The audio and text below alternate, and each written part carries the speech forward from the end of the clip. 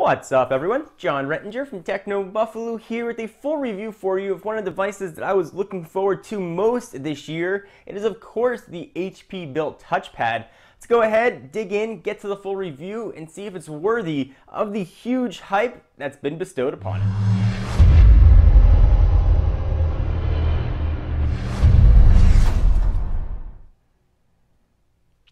So let me recap the specs very quickly of the HP TouchPad. It's got a 9.7 inch, and of course that's diagonal display with a resolution of 1024 by 768. It's getting all its power from a dual-core Qualcomm built Snapdragon chip at 1.2 gigahertz. So that's 1.2 gigahertz on each core.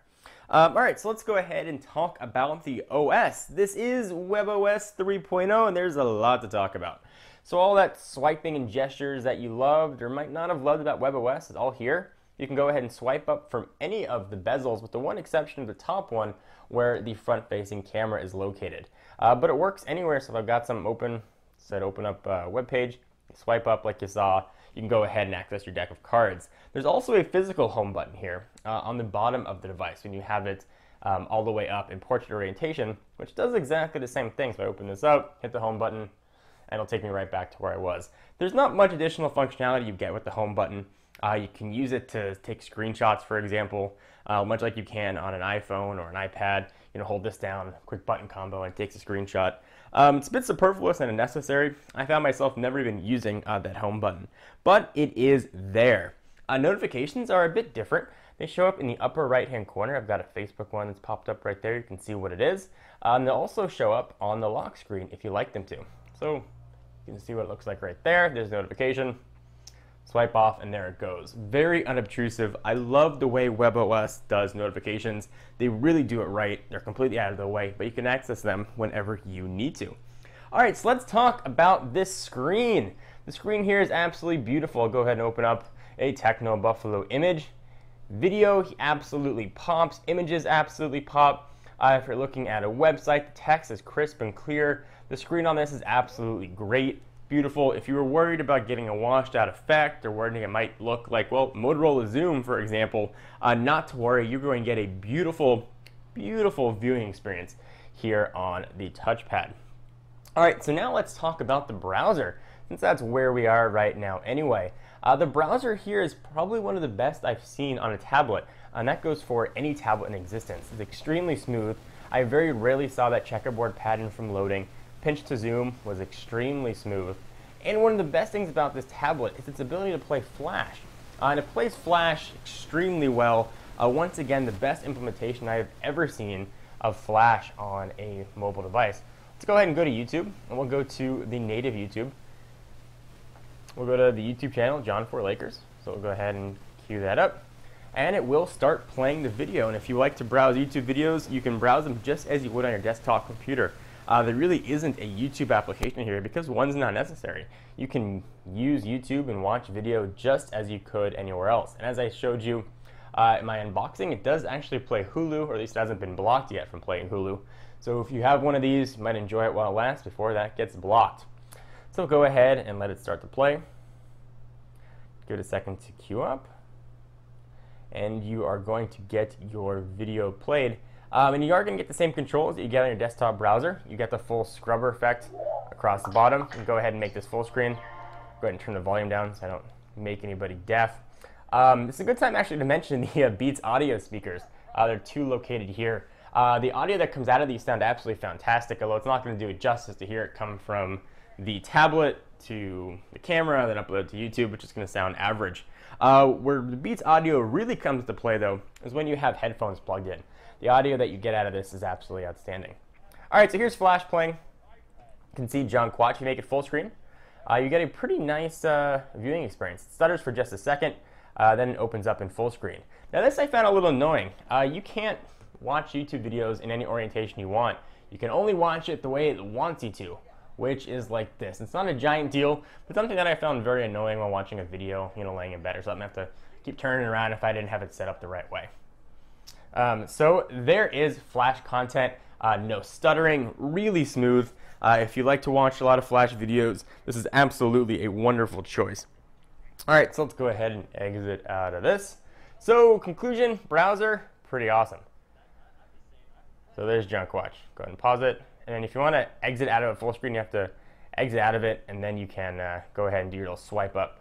We'll go and get that out of here. Also kind of a fun thing too, if you want to close an application, obviously you can swipe it off the screen, but you can also bounce it off the screen, which I found to be kind of fun. If you pull all the way down, it'll snap right up like that. I don't know. It was enjoyable to me. All right, so let's talk about apps. Apps are important to use. Apps are important to me. Apps are the lifeblood of tablets. And here we're looking at the HP app catalog. And unfortunately, there aren't many apps. This is the same criticism I had with Android Honeycomb. There just wasn't that much out there. Developers haven't had that much time with the APIs. Certainly HP is making a huge push to get apps on this thing, but there just aren't many right now. In fact, one of their flagships apps that they showed when they first launched this device, or first showed it rather, in February, you can see some of the applications right here. Some of them are optimized for TouchPad. It'll show up when they're not, just won't say for TouchPad. But I was really excited to go ahead and check out the Kindle store. It was one of the apps that they showcased when they first launched it. It's even here on the device. So I go ahead, launch it. I'm going to read my books. Boom, thank you for downloading Kindle. We're hard at work bringing it to you. They just gave you an icon that takes you to a splash screen that says it's not ready yet. And that's sort of a microcosm for the app situation for the touchpad.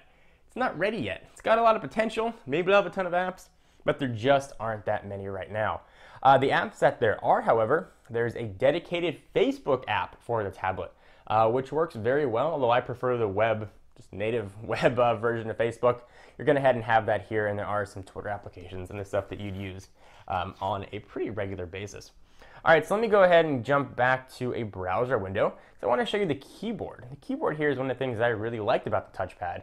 You can see it right here, and it's pretty standard fare. It's a keyboard, but what makes it much easier for me, at least, is having that full row of numbers across the top. I never realized how often I use numbers, and eliminating a keystroke of having to hit a function button and then hit the numbers made it much, much easier. A little bit annoying though, this tab button, the same thing as a tab button on an actual keyboard, and I could keep moving you down. I kept thinking I had to hit tab if I wanted to get like the exclamation mark or something.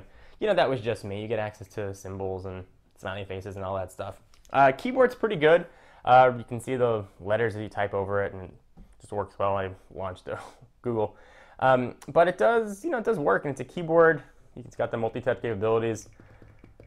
I would have liked to have had the letter sort of hover up as I have my finger over it, but it's pretty good, and it works well when you have it in landscape orientation as well. Now, if memory serves me correct, when we first saw this at the Palm event, they were showing us that you could actually resize the keyboard to different sizes. That, however, does not appear to have made it into the shipping version of this, so maybe we'll see that in future updates. Go ahead and get that guy off the screen. Let's go ahead and check out email. This will use, Palm or HP's now Synergy applications, where it'll sort of bring everything together. It's email, it works. I like that you have these sort of sliding panels so you can move things over and get more room depending on what you need or don't need or what you want to see. It's a very elegant interface, and the email just works pretty well on here. So that's all I'm going to talk about that. We'll go ahead and swipe that sucker off the screen. Let's go ahead and talk about Just Type. Something interesting here in Just Type. And Just Type is HP's version of Universal Search, and it searches universally, but there's something funny in here that I wanted to show you. So let me go ahead and type something. Let's just type BBBBB. And you can search on Google, and there are other sort of functionality you can put in here. We'll hide the keyboard, Twitter, YouTube, and all that stuff. But if you look at that YouTube logo, it is super pixelated. All right, so there you go. You can see that YouTube logo. It is just completely pixelated. It's funny that that made it into the shipping build. I don't know. It's one of those little things that I wanted to point out. All right, so let's talk about build quality here of the HP touchpad. Feels pretty solid. It's nice and good in the hands. It is probably the biggest fingerprint magnet of any device I've ever used. Not just the back, but the screen as well. If I turn this off, in addition to the reflection of my overhead fan, you're going to see fingerprints, and usually they wipe off pretty easily. This one you really got to scrub if you want to clean it. Although the package comes in at a relatively heavy by tablet standard 1.6 pounds, when you compare it to the iPad 2 or the Galaxy Tab 10.1, you realize that you are carrying definitely a heavier tablet. So let's talk about battery life. It's got a 6,300 milliamp hour battery life. See the battery indicator there in the upper right hand corner. And battery life is actually pretty outstanding. I was able to get through 3 days pretty easily of watching intensive video, email coming in constantly. Battery life was not a problem on here, even while viewing video and doing intensive stuff. I do wish there was a back camera on here. Not that I used it very often, but I like to have the option to not use it at least. This is completely missing any sort of rear camera. It does have a front-facing camera, but it's really not user accessible. There isn't a camera application where you can snap a photo of yourself, for example. You have to just use this for video conferencing with Skype, which, when we did the testing, does not work with the new Mac client. So if you want to Skype video with someone who's using a Mac, you are going to be out of luck until a software fix comes out. We did test it from mobile device to touchpad, so from an iPhone to a touchpad, for example. It worked, and from a PC to a touchpad, it also worked as well. Something to keep in mind. So let me wrap this all up into a conclusion. The touchpad is really a microcosm of HP in general. A lot of potential. You know, there's a lot here. The operating system is smooth, it's slick, but there's just something about it that makes you realize you can't use it on an everyday basis. Whether it's the lack of app support, whether or not it's the heavy size, you know, it's just not something that I think I could use every single day. Especially at a price point that's exactly the same as the iPad 2 and the Galaxy Tab 10.1. I was trying to decide what the value add was for the HP touchpad. So if you want to get a tablet, and assuming you don't have any feeling one way or another towards Apple or Google or RIM, why would you get a touchpad? And I couldn't think of an answer, especially at that $500 price point.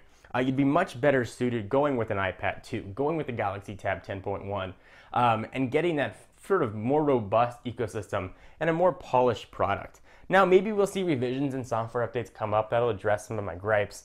Maybe we'll see developers really make a big push here. But I know if I was a developer and I was making an application and I had a choice to write it for the touchpad, write it for Android, or write it for iOS, I'd be very hard pressed to spend my time writing an application for the touchpad. I think we're going to see really a lot of that in here. Now, if this was $50 cheaper or $100 cheaper, I'd say absolutely it's a great tablet to get.